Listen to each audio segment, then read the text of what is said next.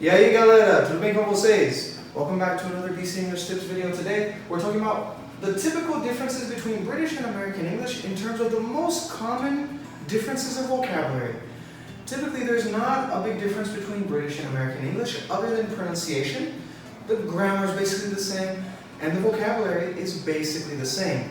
A table is a table. You can be in England or United States, it doesn't matter. And typically, Americans and British people, we understand each other.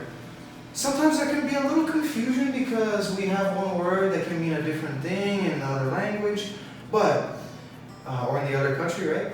But in this case, we're going to talk about the most common ones for you to have an idea of the principal differences. So, for example, talking about clothes.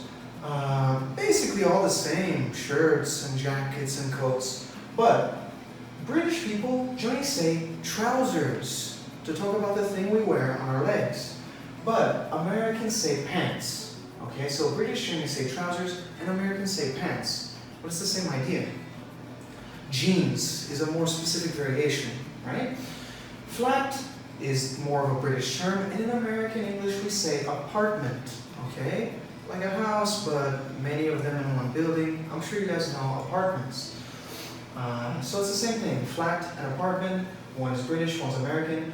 Petrol, so in British English, they don't say that they put gas in their cars, because they talk about gas more like for cooking. In American English, it's the same thing, like we put gas in our cars and we use gas for cooking. The only difference is the complete form of gas for a car is gasoline.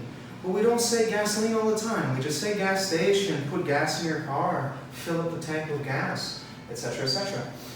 So we just know by context if it's cooking gas or gasoline. But that's it. In British English, they have petrol, they say petrol, and in American English we say gas. In British English they say chips, referring to the thing that we typically eat with hamburgers. For example, the most famous dish in England, or the most common and typical dish, is fish and chips. And it's not fish and Doritos. No, it's fish and what I would call fries, or French fries. In American English we say fries, like what you would buy at McDonald's with your hamburger, we would call fries. But that's it.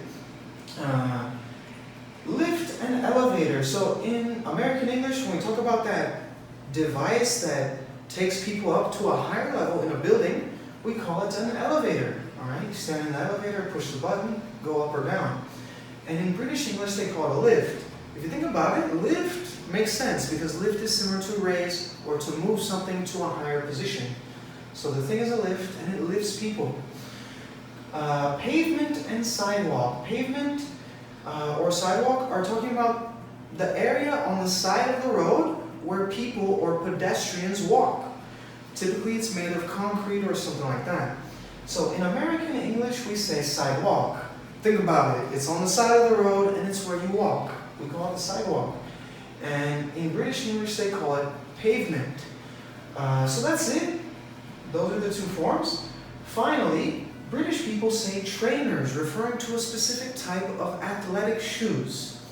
And typically Americans will say sneakers, maybe tennis shoes, or running shoes, or something like that. But we don't typically say trainers referring to shoes. In American English, a trainer is more similar to a coach. But that's it. They say trainers, and we say sneakers in American English. These are some typical differences. Again, it depends on where you are. It depends on what form of English you are using, or what form of English you prefer. The most important thing is to consider where you are, or to maintain consistency. Don't use some words in British English and then some words in American English. You'll probably confuse the people who are listening. But that's it for today, people. Thank you so much. Like this video, subscribe to the channel. See you next time.